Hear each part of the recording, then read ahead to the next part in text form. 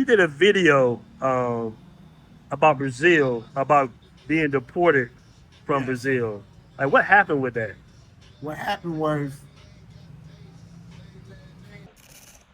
I was in Brazil. I thought I was gonna get hired for one of the seafood processing companies. So I had flew back to Seattle, Washington.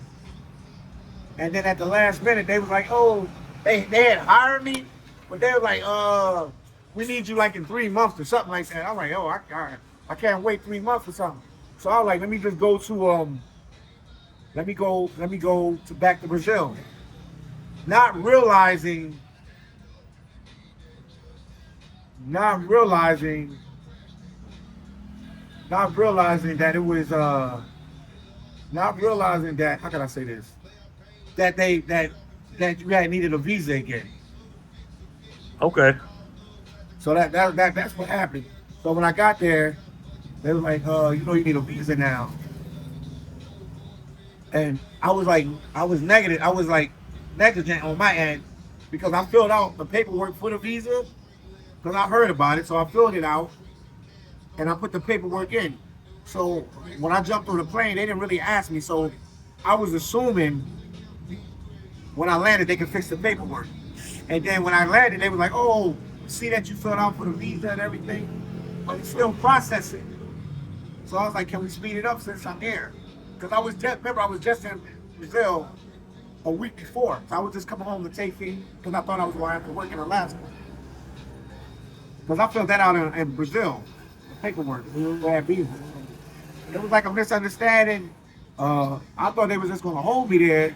Man, they put me on the next day smoking back to Miami. I was even Damn. to ask them if I could go to Argentina. So like ride it out. But they were like, no, no, we got to take you back to where your origin of the flight. I said, you out Yeah. of Miami. I hate when they do that stuff like that. Yeah, so that's they deported me, man. That's basically what happened. But they gave me the visa now. Everything is cool. I was like all panicky and stuff like that. Yeah. I went through that similar situation in Vietnam, and I was just like, I'm not going back to America, so y'all can do whatever y'all want to do. You know what I'm saying? I'll sit down for a second, whatever. And they're like, well, that's the we might have to do that. I'm like, no. Nah. That's I not said how. I go anywhere else Yeah, man. but America. And I'm but we ended up working it out. You know, it was a little payola. You know, Yeah, I thought they was gonna do that with me in Brazil that time, but no, man, mm, yeah, it was just a lot on my plate at the time. People don't understand, like, I'm in Brazil, I'm hanging out, I'm in Porto Lakers doing my thing.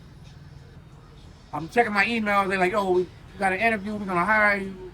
I do the interview in Brazil. You know what I mean? I'm not telling them I'm in Brazil when I did the interview for the job in Alaska. I'm right. looking to panic. They tell me like, oh, we're gonna give you a call like in a week. You should be working within a week. We should be sending you out to your place of work because that was a vessel. I was actually gonna work on at sea on one of the vessels, the big processing vessels. Get back to Seattle, go to my cousin's house, kick it there. Then they hit me with the, oh, we're filled up right now. And we hired you, but we have to wait 3 months. I'm like, I could have waited 3 months in Brazil. So that's when went back to Brazil. And I was assuming the paperwork would be ready by then for visa. And like I said, my mindset until I got to the airport, I didn't realize it was that day of it. Okay. So yeah, I flew on the day they changed the law. That's crazy, They man. was saying they were like if you would have flew a couple hours earlier, like they was like Brazilian people nice. They like if you would have flew, we couldn't have did nothing because you was already here. Like, but you flew on the day of it. Yeah, 'cause I think I overstayed in Brazil, and it was like, hey, don't worry about it. Just pay us when you come back. You Oh, know, so okay, yeah, that was cool. that was cool. But speaking of Brazil, man, like when did you first start going to Brazil? I'm gonna say shout out to my boy New Jersey Nomad.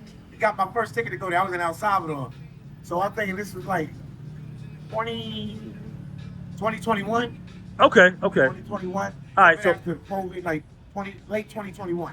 all right, so I know guys been going to Brazil for forever. Yeah. I never made it help. My first time was in 2017, Uh-huh. and I enjoyed myself. I had I a love Brazil, legendary bro. trip. I met Charles Tyler, rest in peace, everything like that. Had a Philly boy, he from Philly. right. I had a great time, man.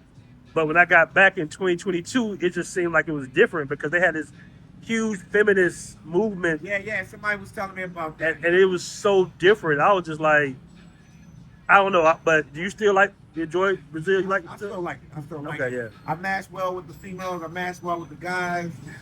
I like the food. I like the samba music, the bagaji.